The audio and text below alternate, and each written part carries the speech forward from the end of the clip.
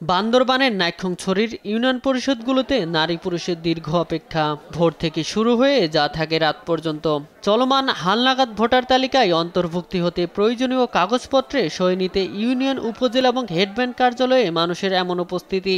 সব মিলিয়ে নতুন প্রশাসক আর ইন্টারনেট সমস্যা লেগে থাকায় এবারের হালনাগাদ কার্যক্রম যথাসময়ে শেষ করা কঠিন হবে। তাই সময়সীমা বাড়ানোর দাবি স্থানীয়দের। জনগণের পক্ষ থেকে নির্বাচন কমিশনের কাছে উদাত্ত আহ্বান জানাচ্ছি, আপনি আমাদের দিকে একটু সদয় দৃষ্টি দেন। আপনি যে 3 তারিখ ডেট, শেষ ডেটটা পিস করছেন, ওটা একটু আমাদেরকে আর একটু পিছিয়ে নেওয়ার জন্য। যদি 3 তারিখ পর্যন্ত হয় তাহলে মানুষ ভোটার হতে পারবে না। সে কারণে 3 তারিখটা ডেটটা চেঞ্জ করে যদি আপনারা ডেটটা একটু যদি বাড়ানো যায় তাহলে সাধারণ জনগণের ভোগান্তি থেকে বাঁচবে। এবং নাইক্ষ্যংছড়ি সদর, ঘুমধুম এবং সোনাইছড়ি ইউনিয়নে মেয়াদ উত্তীর্ণ হওয়ায় প্রশাসক নিয়োগ দেওয়া হয় গত 21 জানুয়ারি। এর মধ্যে সোনাইছড়ি পরিষদ বন্ধ থাকলেও বাকিগুলোতে দিনরাত চলছে কার্যক্রম। ভোটার হালনাগাদ শুরু হওয়ার পর থেকেই ভোর 4টা থেকেই রাত 11টা পর্যন্ত উনি জনগণকে সেবা দিয়ে আসছে।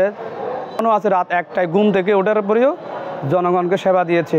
এখানে যে সময় বেঁধে দেওয়া হয়েছে নির্বাচনের জন্য, ভোটার হওয়ার জন্য, সেই সংক্ষিপ্ত সময়ে মানুষ যথাসময়ে ভোটার হতে পারবে না। এদিকে কার্যক্রম চলছে জানিয়ে নির্বাচন কমিশনার এই কর্মকর্তা বলেন, স্থানীয় জনগণ আবেদন করলে বিষয়টি ঊর্ধ্বতন কর্তৃপক্ষ বিবেচনা করতে পারেন। করতে রয়েছে একটা ইউনিয়ন পরিষদে কোনো চেয়ারম্যান বা প্রশাসক নেই বা ডকুমেন্ট পাচ্ছেন না। এই ক্ষেত্রে আমরা ইতোমধ্যে কোনো ব্যবস্থা নেওয়া হয়নি বা আমার এখতিয়ারও নাই।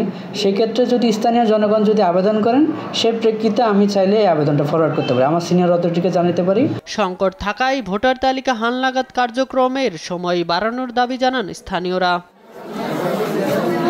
নিউজ ডেস্ক, দেশ টিভি।